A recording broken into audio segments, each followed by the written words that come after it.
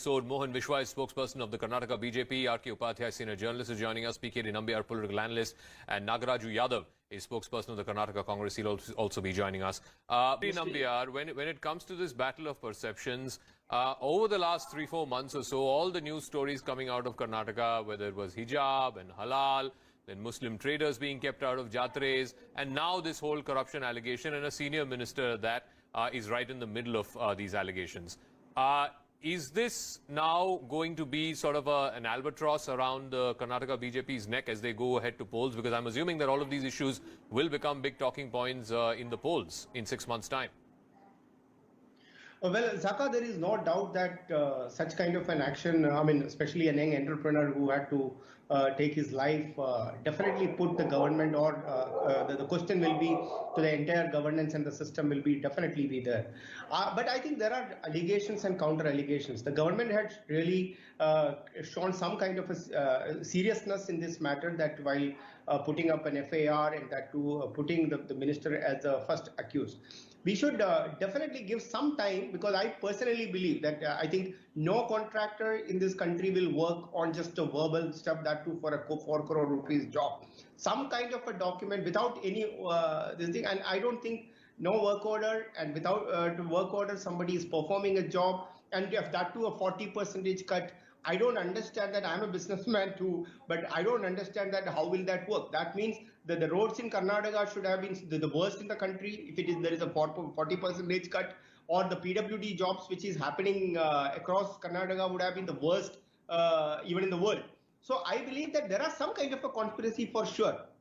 No, but Mr. Nambiar, can I ask one thing? Because I believe even before this controversy happened, even before this tragic suicide happened, there were contractors who had written from Karnataka even to the central government saying that massive bribes are being asked for. In fact, today, after this entire episode came to light, the Contractors Association there in the state is saying they're going to stop work till there is a resolution to this issue.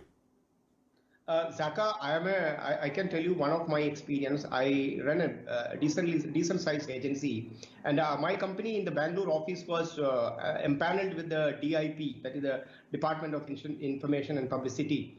And I had to close my government business because of the corruption at the peon to the top level. So there is nothing like, it's not a today's story. I'm talking about 4 years back. I have shut my business, even during the Congress government. So there is definitely corruption is there. I think BJP government, because we all know that the Prime Minister Modi is known for taking very, very serious step when it comes to corruption, zero tolerance.